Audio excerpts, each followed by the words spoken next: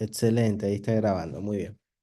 Bueno, como les decía, ahora vamos a ver la tercera parte de la fisiología respiratoria, ya esto para completar todo el repaso que estamos haciendo directamente de todo el proceso ventilatorio, que en sí, lo que mejor tenemos que tener en cuenta es que esto nos va a ayudar a nosotros poder identificar de mejor manera em, las posibilidades de la parte fisiopatológica, que se vuelve un poco más cómodo en el contexto de las patologías asociadas. De todas maneras, recuerden de que todo el proceso de la mecánica ventilatoria va desde todo el proceso anatómico hasta la parte metabólica, fisiológica en todo su contexto, ¿no? Esta tercera parte que estamos ahora mismo observando ya es la parte del control neurológico de la zona donde va a comenzar a controlar toda la parte del proceso mecánico, ¿no? Entonces, hay que siempre tener en cuenta el contexto de la regulación respiratoria como para poder entender un poco más a fondo la tercera parte de la fisiología que compromete todo lo que está relacionado con la parte del sistema, ¿listo? Y la mecánica. Entonces, miren que la regulación respiratoria, de cierta forma, bueno, está regulada por el sistema nervioso, pero que en este contexto vemos cómo va a haber una demanda considerable, ¿listo? De todo el cuerpo, desde un punto de vista fisiológico, demanda de requerimientos de oxígeno y asimismo la pérdida posterior como desecho del dióxido de carbono, ¿no?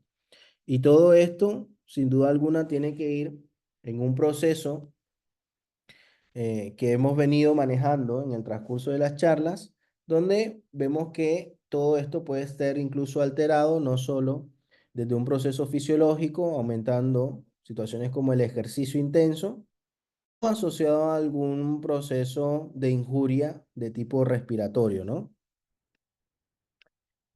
Miren que la regulación inicialmente va a estar regulada en el centro respiratorio, que recuerden de que el centro respiratorio va a estar formado, listo, por un cúmulo o de grupos de neuronas que van a estar localizadas bilateralmente en el bulbo raquídeo.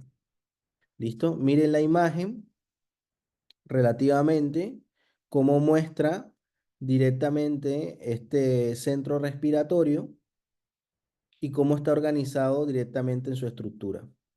Entonces vamos a encontrar tres tipos de grupos que van a estar relacionando eh, el mecanismo para la respiración. Entonces, tenemos un grupo respiratorio dorsal que va a estar encargado, que es este que está acá, de la inspiración propiamente dicha.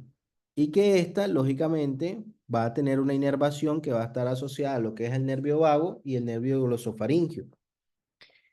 Va a haber un grupo respiratorio ventral, que es este que vemos acá, ¿listo? Que va a estar encargado de la expiración e inspiración en el contexto del inicio de la inspiración, porque para eso lógicamente debemos de tener un mecanismo que vamos a hablar más adelante de activación de esta zona para que se pueda reincidir con el proceso de la inspiración y la expiración posteriormente. Y tenemos un centro neumotáxico, perdón, listo, que es este que vemos acá, que va a ser el encargado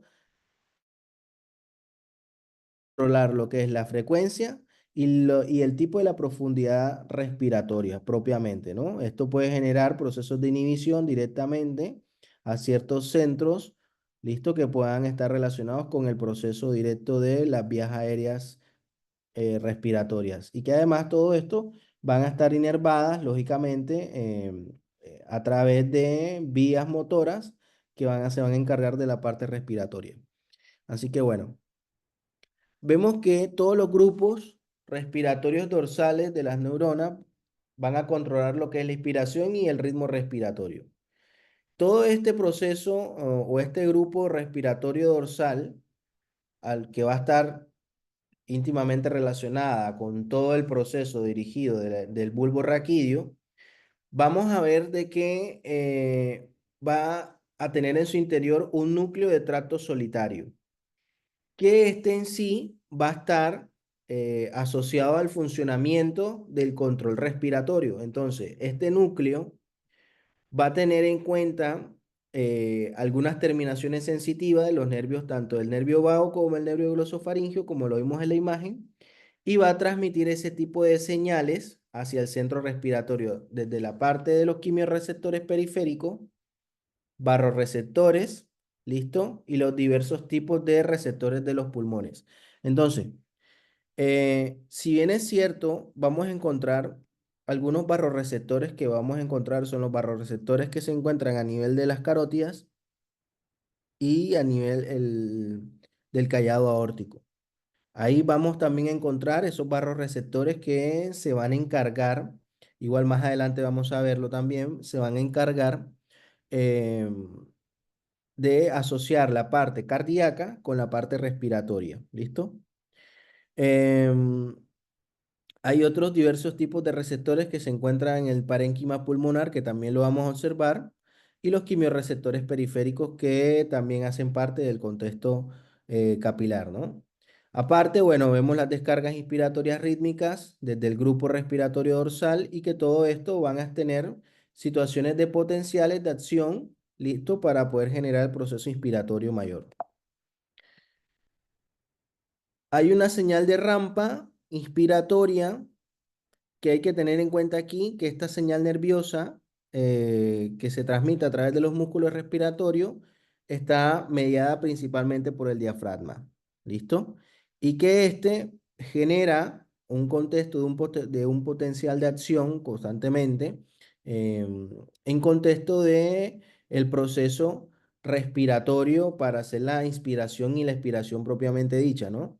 Más sin embargo, también hay que tener en cuenta que este es un ciclo que se va a repetir una y otra vez, ¿listo? Pero que puede estar sin duda comprometido por alguna situación que se pueda generar desde el punto de vista patológico o alguna situación traumática posterior.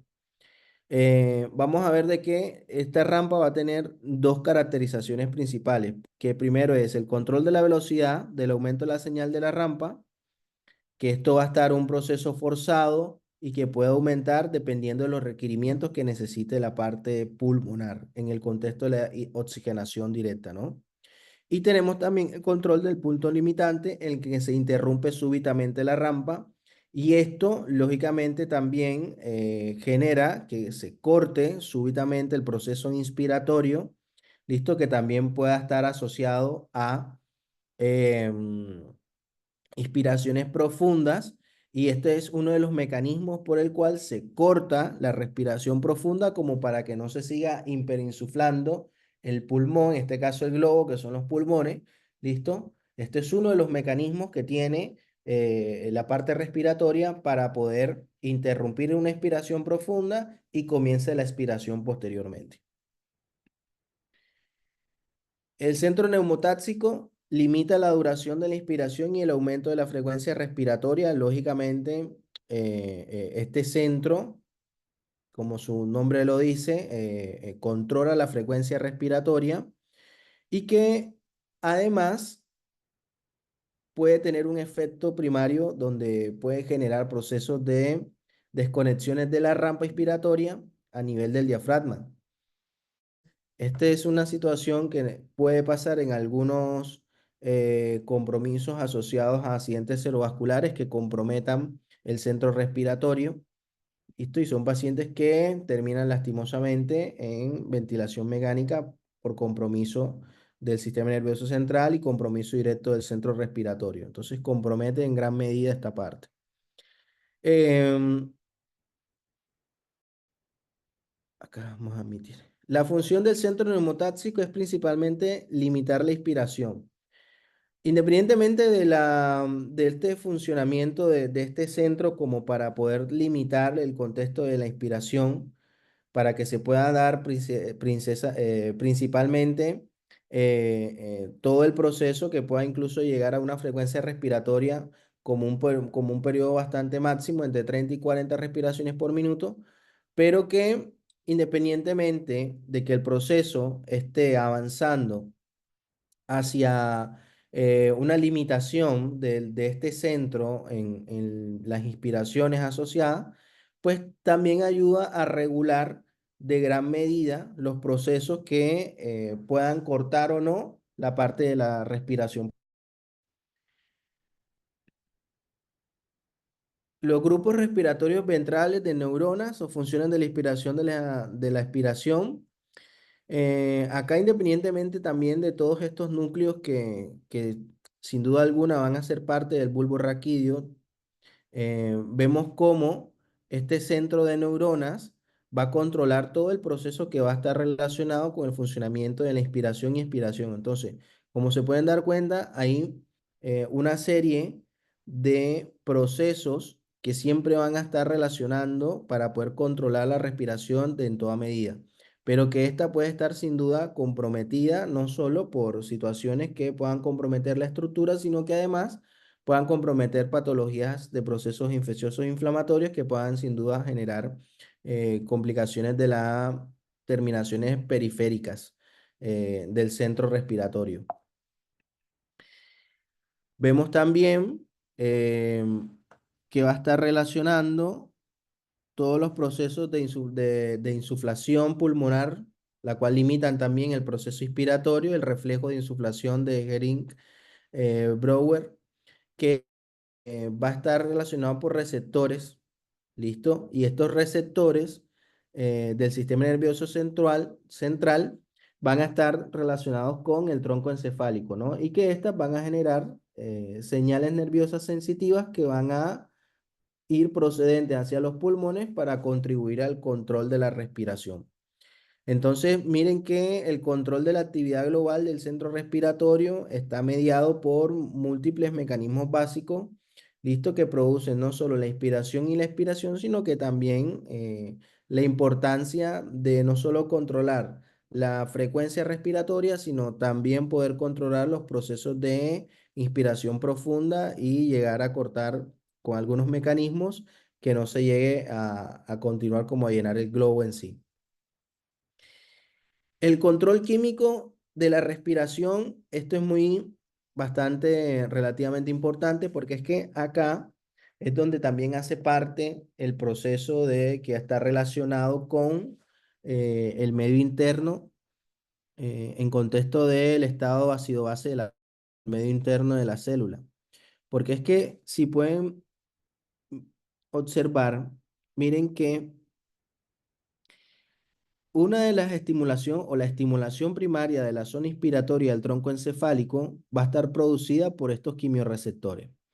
¿Listo? Y estos van a estar relacionados, lógicamente, a los lados del bulbo raquídeo, pero que van a tener un efecto que va a estar presente no solo el agua y el dióxido de carbono, sino que además de este se van a sintetizar, ¿listo? Generando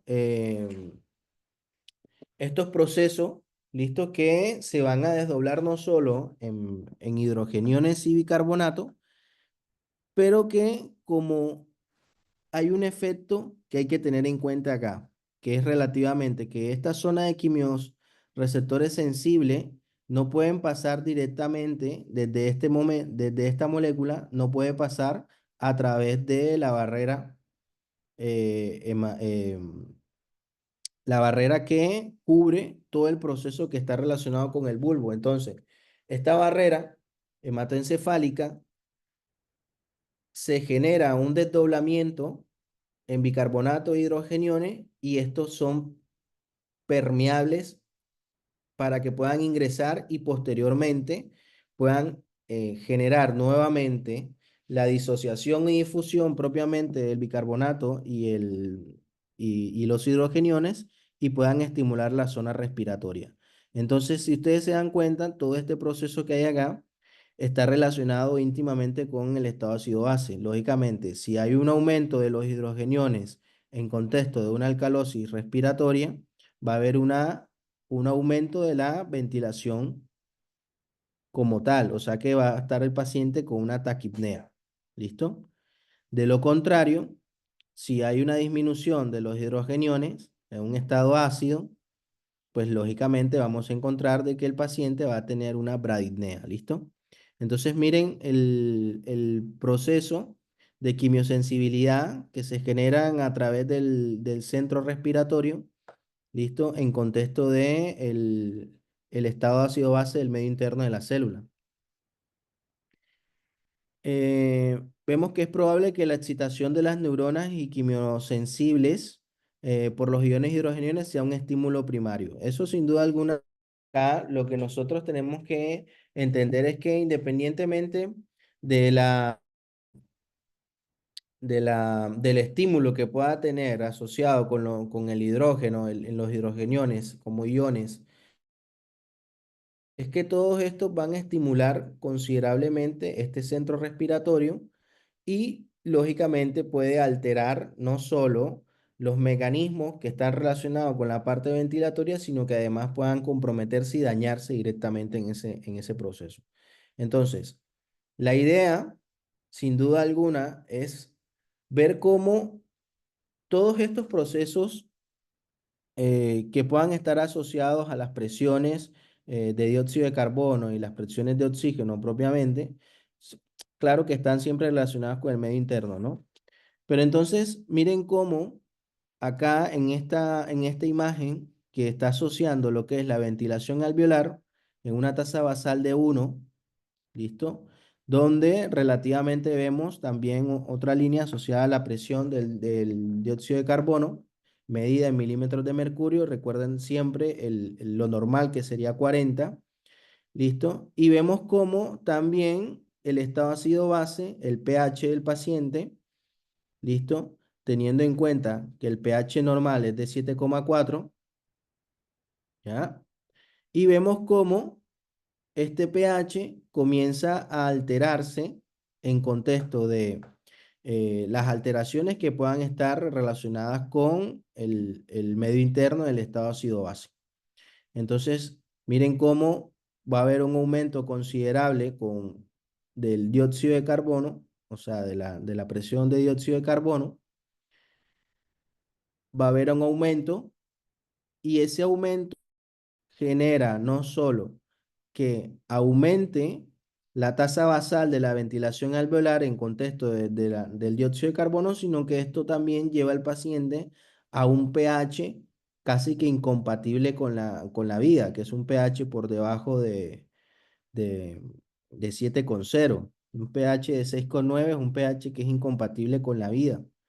Entonces son pacientes que están en riesgo de muerte súbita o de algún evento eh, cardiológico que sin duda alguna pueda generarse por la situación del trastorno metabólico que está teniendo este paciente en ese momento.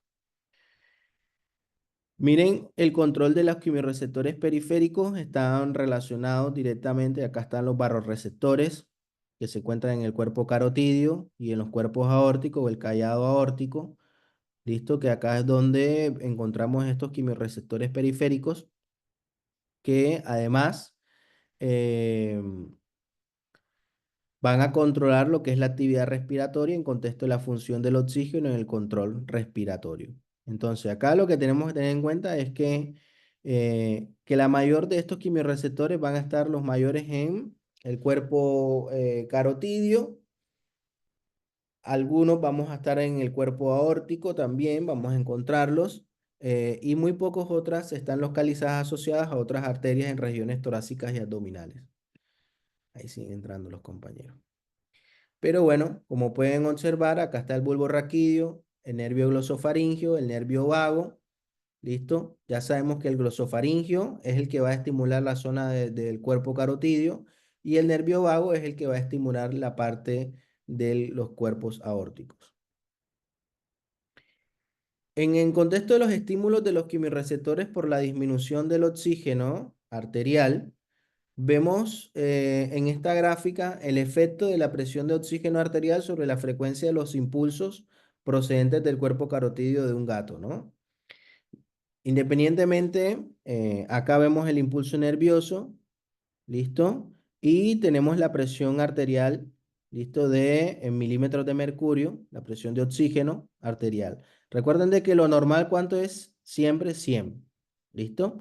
100 es la presión de oxígeno arterial, que sería lo básico, que estaría relativamente asociando casi que entre 180 y 200 impulsos nerviosos que puedan estar generando. Lógicamente, si aumentan los impulsos nerviosos, listo, en el cuerpo carotídeo por segundo, lógicamente va a disminuir en gran medida la presión arterial de oxígeno, listo, porque aumentan relativamente los impulsos. Caso contrario, si disminuyen los impulsos carotídeos, o sea, disminuye la frecuencia del quimiorreceptor, lógicamente, esto también lo que va a hacer es una relajación de todo el proceso y va a aumentar considerablemente la presión de oxígeno arterial, llegando a presiones muy elevadas. ¿Listo? Entonces, miren cómo esto se maneja en un contexto de una estabilidad neutra, donde se puede controlar todos estos mecanismos. Em, el efecto de la presión de oxígeno arterial baja para estimular la ventilación alveolar cuando el dióxido de carbono arterial y las concentraciones de iones hidrógeno se mantienen normales. Lógicamente, en esta imagen, bueno, sí, relativamente vemos también lo que es la ventilación alveolar, que va a estar asociada a la presión de oxígeno arterial en milímetros de mercurio. ¿Listo? Y también asociado el dióxido de carbono, la presión de dióxido de carbono en milímetros, que es lo normal 40. ¿Listo? Bueno, avancemos. Bien, los efectos de combinación de la PCO2, el pH, la PO2 sobre la ventilación alveolar. A ver, esta imagen es muy buena. ¿Por qué? Porque es que, en definitiva, lo que tenemos que tener en cuenta son las curvas, tanto las verdes como las rojas. Entonces, vamos que las curvas rojas hay que tener en cuenta que estas curvas van a registrar niveles diferentes de PO2 arterial entre 40, 50, 60 y 100, ¿listo? Milímetros de mercurio, la cual estas van a modificar lógicamente la presión del dióxido de carbono. Entonces, ¿qué es lo que tenemos que tener en cuenta? Si nosotros manejamos una ventilación alveolar elevada, donde vamos a encontrar presiones de oxígeno de 40, 50, 60 y 100 milímetros de mercurio, ¿listo? Van a tener una afectación a nivel de la presión del dióxido de carbono alveolar. Entonces, entre más presión de dióxido, más presión que va a estar asociada a la ventilación alveolar, listo, tenga mayor presión de dióxido de carbono, va a tener el, el, el ejemplo, ¿no? Entonces, miren que las curvas verdes eh, miden un pH sanguíneo que relativamente es de 7,3 y las curvas rojas tienen un pH de 7,4. Entonces, mire la importancia de el punto. Un solo punto, o el 0,1, cambia metabólicamente en gran los trastornos que puedan estar relacionados a la ventilación alveolar en contexto de las patologías que puedan estar asociadas. Solo un punto de estado ácido base cambia toda la situación respiratoria. La regulación, lógicamente, el consumo de oxígeno se tiene que manejar dentro de toda la línea roja, ¿listo? En situaciones que puedan estar relacionadas con el ejercicio intenso, todos estos puntos relativamente serían el proceso respiratorio o el control respiratorio. Cuando hay un ejercicio intenso, miren de que el organismo tiene que ir buscando la forma, ¿ya? De poder ir regulando en menor medida la respiración en base al evento en que se encuentra el paciente. En un ejercicio el consumo lógicamente es mayor y aumenta lo que es la ventilación total en mililitros en requerimientos, ¿no? De todas maneras, a medida que va pasando el tiempo, ¿listo? Se va a ir midiendo en gran medida, se va a ir regulando el proceso hasta llegar al control directo. Eh, Lógicamente, hay estas curvas, ¿listo? De interrelación entre los factores químicos y nerviosos, que factores que van a controlar la respiración durante el ejercicio. Lógicamente, hay un periodo donde hay, de cierta medida, la curva que va a modificar la ventilación alveolar, ¿listo? Que esta en sí sería la curva de la ventilación alveolar propiamente, ¿ya? Y esta es la presión de dióxido de carbono arterial. Entonces, miren cómo, dependiendo de cómo se vaya dando el contexto de la ventilación alveolar, vamos viendo, estos son los 6 litros que sin duda alguna puede tener la ventilación como tal en contexto de la capacidad ventilatoria. Recuerdan que era hasta 6.000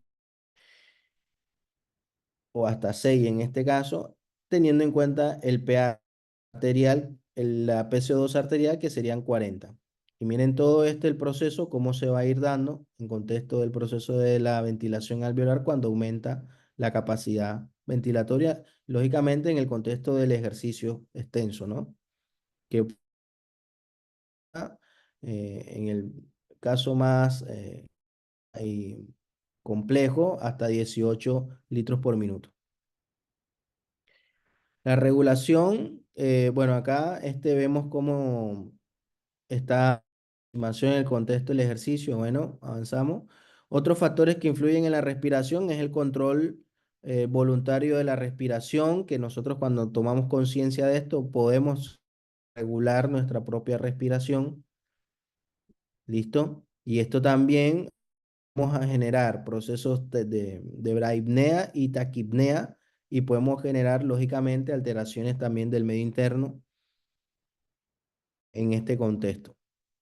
Efectos de los receptores de irritación de las vías respiratorias, pues lógicamente también las atopias que puedan estar relacionadas, el epitelio de la tráquea, los bronquios, los bronquiolos, que tienen también nerviosas, que son los receptores pulmonares irritativos, que estos se pueden sin duda comprometer generando tos, estornudo y pueden exacerbar enfermedades como el asma o pulmonar. Funciones de los receptores J pulmonares. Estos receptores son terminaciones nerviosas sensitivas de las paredes de los alvéolos en yuxtaposición a los capilares pulmonares, denominados receptores J. Estos lógicamente eh, van a estimular especialmente a los capilares pulmonares que van a generar el proceso de ingurgitación con sangre o que puedan producir en situaciones de insuficiencia cardíaca congestiva. Se comprometen estos receptores, lógicamente, en cuadros agudos cardíacos y generan lo que es la producción de disnea. Efectos de edema cerebral. Bien pueda sin duda generar situaciones de compromiso del aparato respiratorio en contexto del compromiso del bulbo raquídeo. La anestesia, lógicamente, puede generar compromiso o depresión respiratoria a nivel central, listo, en pacientes que han generado en contexto de sobredosis o con narcóticos. eh, el pentobarbital sódico deprime el centro respiratorio mucho más que los otros anestésicos, así que a tener en cuenta ese medicamento. En el contexto de la morfina, que si bien es cierto, la morfina la utilizamos bastante como anestésico, ayuda a que esos se inhiban en gran medida, disminuyendo considerablemente la sensación de disnea. Así que es un medicamento a tener en cuenta. Pero ojo, no compromete en sí el sistema nervioso central, pero contribuye a la relajación continua de todo el proceso, ¿no? Respiración periódicas que van a ser producidas por situaciones patológicas. ¿Listo? Acá, bueno, una de las respiraciones asociadas de respiraciones periódicas es la respiración de Cheyne-Stokes, que va a estar caracterizada por una respiración que aumenta y disminuye lentamente y que se produce cada 40 a 60 segundos. Em, Acá miren el mecanismo básico de la respiración Chain Stock, ¿listo? Donde vemos cómo una persona respira más de lo necesario, eliminando de esta manera demasiado dióxido de carbono desde la sangre pulmonar a la vez que aumenta el oxígeno sanguíneo. Entonces miren cómo se da todo el proceso relativamente eh, en contexto del proceso de la reproducción. Aquí es la profundidad de la respiración donde se da el proceso de disociación, listo, de la sangre eh, y la excitabilidad posterior que pueda tener el centro respiratorio en el contexto de la respiración profunda que genera la chain stock. Situaciones que podemos presentar en esta respiración pueden producir un retraso prolongado del transporte de la sangre desde los pulmones al encéfalo, generando pos- posterior a esto, eh, digamos que algún evento sincopal secundario al proceso relacionado con la no llegada de oxígeno al cerebro. Pues, en pacientes con insuficiencia cardíaca grave también, que dando un flujo sanguíneo bastante lento. Y tenemos también el aumento de la ganancia de la retroalimentación negativa en las zonas de control respiratorio, listo, que también estas pueden comprometer de cierta forma y generar respiraciones de tipo chain stop en contexto de las lesiones del encéfalo que puedan estar asociadas alrededor o en la misma, en el mismo bulbo raquídeo, comprometiendo los mecanismos ventilatorios. La apnea del sueño también está presente. Una apnea mayor a 10 segundos es una apnea que pueda incluso generar riesgo de paro respiratorio o generar un paro respiratorio. La apnea obstructiva del sueño, que está producida por el bloqueo de las vías aéreas superiores también. Esto, bueno, lo podemos corregir en algunos casos. O podemos utilizar algunos dispositivos que puedan ayudarnos a mejorar el contexto de la apnea en la noche, como el CPAP. Eh, la apnea del sueño central se produce cuando hay una abolición transitoria del impulso neural hacia los músculos respiratorios. Esta es, bueno, el proceso que se genera, lógicamente, a nivel central o el compromiso por el cual no llega esa señal a través del nervio vago y el nervio glosofaringio hacia, como respuesta de las lesiones que están presentando esta respiración chain stop. Bueno, ya viendo cómo está el proceso ya de captación de toda la parte respiratoria, miren ahora el proceso de la insuficiencia respiratoria como patología, que si bien es cierto, no vamos a profundizar en cada una de ellas, voy a hacer mención de la gran mayoría de los procesos respiratorios, de la cual ustedes deberían tener en cuenta, porque serían las patologías más comunes en sí que van a ir directamente a ustedes a acudir cuando estén en una guardia. Así que son patologías bastante comunes que van a ver cada una de ellas en el transcurso de las charlas con el doctor Ríos, me imagino. Entonces, miren de que el diagnóstico y el tratamiento de la mayor parte de los trastornos respiratorios van a depender mucho del proceso básico, listo, clínico y fisiológico y lo que podamos nosotros lograr entender en mejor medida del intercambio de los gases arteriales. Entonces, las patologías ventilatorias no solo van a tener un mecanismo de identificación desde el punto de vista clínico, sino que además vamos a tener algunos estudios que nos van a ayudar a poder entender y comprender la forma de diagnosticar y tratar de gran medida estos procesos relacionados con las patologías respiratorias. Incluso podemos llegar a utilizar oxigenoterapia, ¿listo? En algunos pacientes que lo requieran, inclusive permanentemente. Acá es importante tener en cuenta algo, el método utilizado para estudiar las anomalías respiratorias. Entonces, acá es muy importante el dominio de los gases arteriales, porque tener en cuenta el gas arterial cuando estamos identificando una patología respiratoria nos va a ayudar a nosotros a entender hacia dónde va a ir dirigido la situación de la insuficiencia respiratoria. Y esto nos va a dar nosotros poder mejorar el mecanismo de oxigenación requerida por el paciente. Porque recuerden de que el oxígeno es, sin duda alguna, un medicamento. Y como todo medicamento, debe de tener un...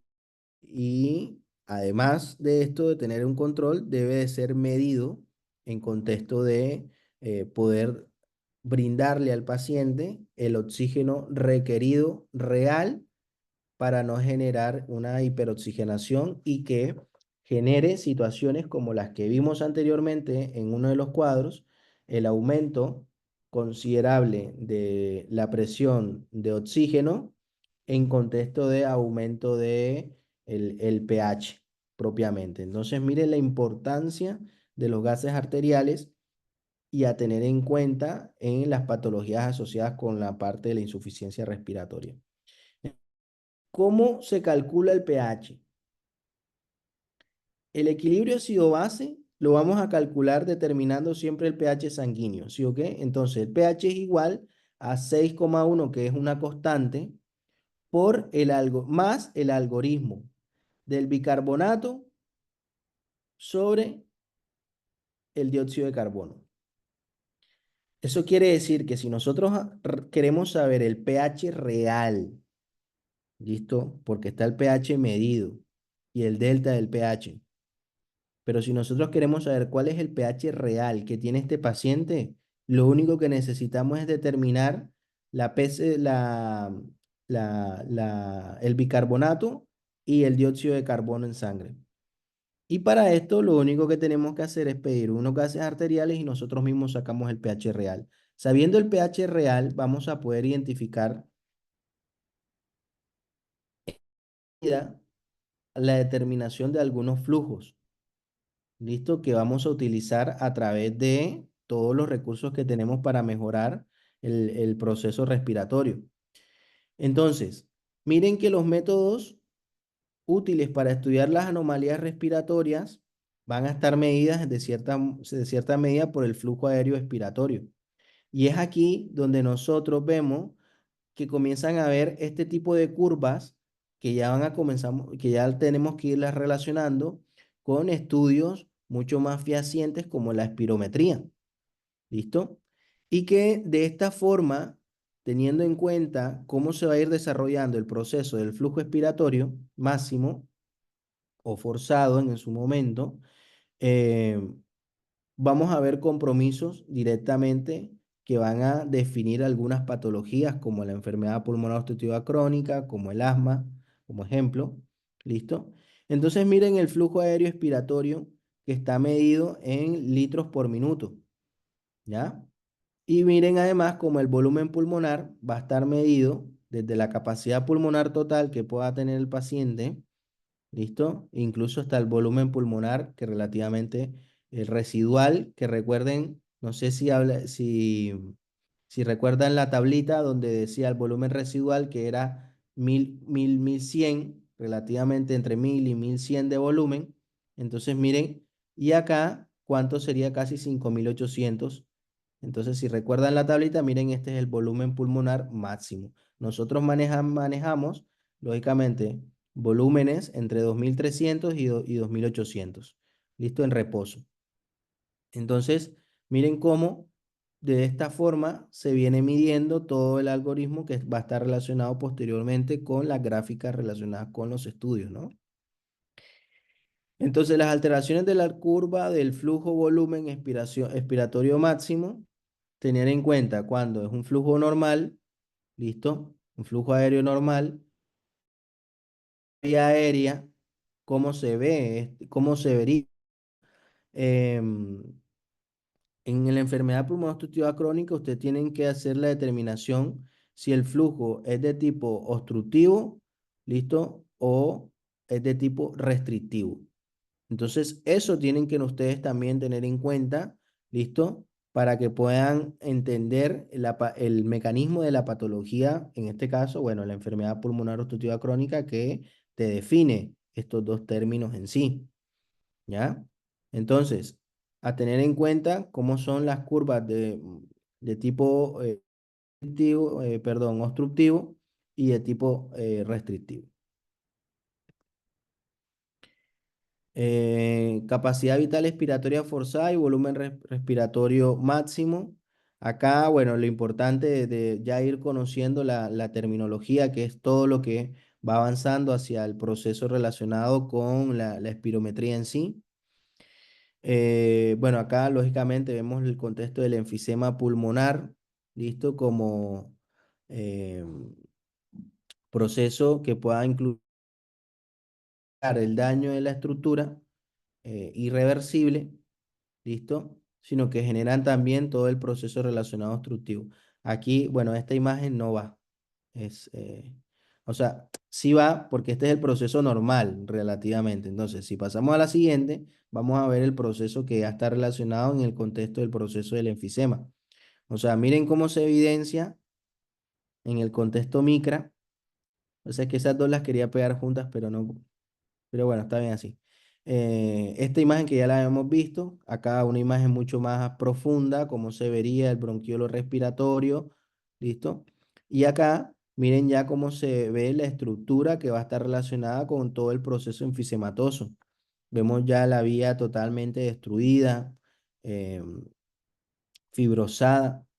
Así que todo esto, lógicamente, evidencia el daño que pueda estar relacionado. Ahora imagínense este daño de estructura con procesos relacionados de tipo infeccioso, ¿listo? O bacteriano dirigido en esa zona.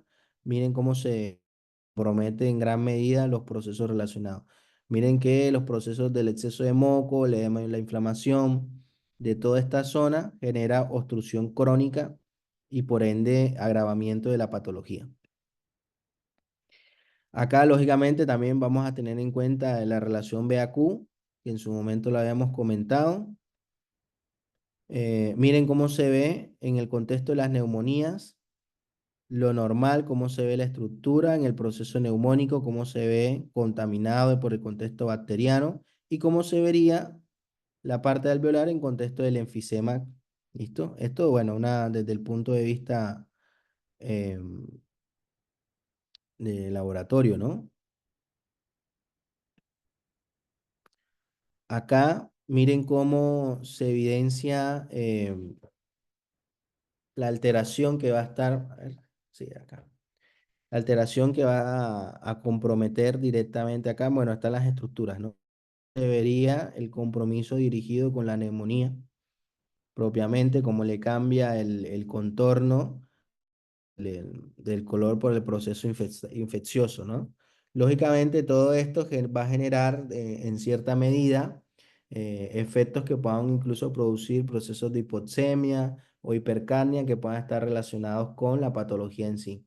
Y el compromiso, lógicamente, que genera asociado al proceso infectológico y compromiso cardiovascular. Acá en el contexto de la telestasia, miren cómo son relativamente un poco como si estuviera achicharrado, pero está telestasiado porque las otras zonas que están alrededor, ¿listo? Eh, ok. Vemos que la telestasia evidencia cómo toda esa zona que está alrededor aparentemente no es que no esté, sencillamente está llena de aire, ¿listo? Hay varios tipos de atelectasia, lógicamente, pero bueno. Bueno, acá pérdida del surfactante como causa de atelectasia pulmonar, directamente el compromiso. Acá miren cómo la diferencia, lógicamente, de las atelectasias pueden ser superiores, ¿listo? La diferencia del edema pulmonar, que es por dentro, recuerden que pueda estar sin duda comprometiendo toda esta zona. ¿Listo? En la parte superior, en la parte medial, incluso también en la parte baja del pulmón derecho. Y la diferencia del edema pulmonar al derrame pulmonar va a estar relacionado al espacio virtual que se encuentra entre la pleura visceral y la pleura parietal. y siempre va a tener inicio bajo, ¿listo? La diferencia del edema pulmonar es que puede estar en cualquiera, tanto en el ápice como el lóbulo medio, como el lóbulo inferior.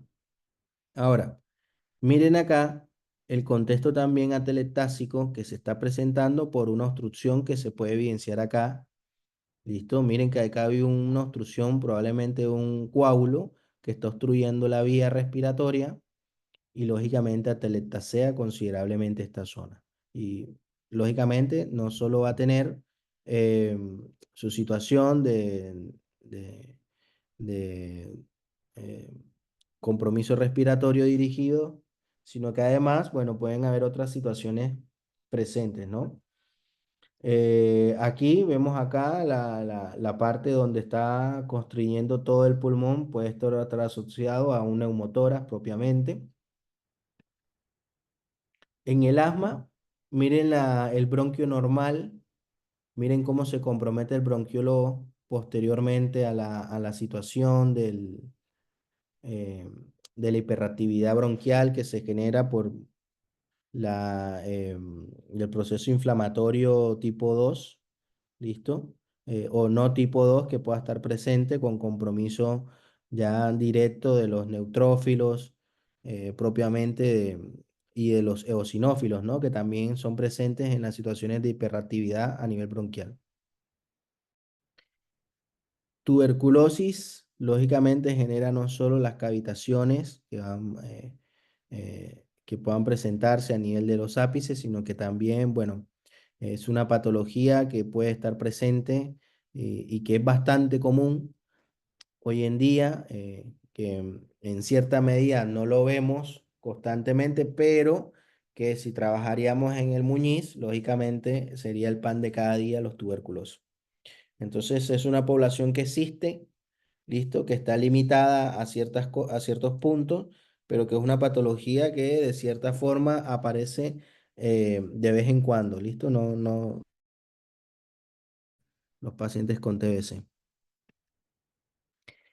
En el contexto de la hipoxia y la oxigenoterapia, bueno, vemos cómo todas estas pueden incluso estar comprometidas por algún tipo de enfermedad que pueda incluso comprometer directamente. Acá le dejo todas las pautas que puedan estar relacionadas a la hipoxia y oxigenoterapia propiamente, la oxigenación inadecuada de la sangre y los pulmones por causas extrínsecas, las enfermedades pulmonares que puedan estar comprometiendo o el funcionamiento mecánico, cortocircuitos en la circulación venosa en la arteria arterial, transporte inadecuado del oxígeno en los tejidos en sangre, y entre otros. Mira, hay varios, sin duda, situaciones que puedan presentarse, que puedan comprometer la oxigenación del paciente y posteriormente generar el contexto hipoxémico y toda la clínica asociada, ¿no? La oxigenoterapia en diferentes tipos de hipoxia, la importancia de tener una buena relación VA-Q, la importancia de tener una buena gasometría, listo, identificar los requerimientos reales de oxígeno que requiera el paciente, listo, para no pasarnos. Todo esto es muy importante. La cianosis, lógicamente, la identificación desde el punto de vista clínico es periférico y central en los labios. ¿Listo? Y vemos cómo pueda presentarse en algunos pacientes que puedan estar relacionados con anemia, incluso con compromisos de aumento de eritrocitos en la policitemia vera, en algunas patologías relacionadas, ¿no? De hematológicas. La hipercapnia significa exceso de dióxido de carbono en los líquidos corporales, que va a estar relacionando toda la parte no solo de respiratoria inicialmente, pero que también puede llegar a comprometer la parte renal. Eh, ya avanzando un poquito más, bueno, vemos las presiones de dióxido de carbono, listo, que cuando están aumentadas por encima de 60 y el 75%, eh, podemos ver cómo se puede alterar el proceso respiratorio y comenzar a generar respiraciones mucho más rápidas o respiraciones relativamente mucho más profundas como para poder generar la aceptación de la captación del aire, ¿no? De la captación del oxígeno. En cierta medida, cuando hay mucha hipercapnia, lógicamente el paciente está en riesgo de la encefalopatía por hipercapnia y paro respiratorio, ¿no? La disnea también hace parte del proceso. Lógicamente, sabemos ya de que la disnea va a estar directamente relacionada con el compromiso de los receptores J, ¿listo? Y que pueda también comprometer los mecanismos periféricos neuronales que están relacionados también con los vasoreceptores. O el compromiso directo de la parte cardiovascular que pueda comprometer la parte respiratoria. Eh, Esto eran los famosos ventiladores anteriores, eh, o pulmones de acero que se utilizaban antes de comenzar hoy en día a tener todo lo que hoy en día tenemos como eh, ventiladores mecánicos, listo, ya mucho más invasivos y mucho más complejos, ¿no? Así que bueno, compañeros, muchas gracias. Les agradezco que hayan estado. Hola. Gracias, Hola, Doc. gracias. Gracias, Ah, Doc. bueno, que Chao. tengan una buena noche. Gracias. Estamos en contacto. Gracias igualmente. Buen fin de. Buenas noches.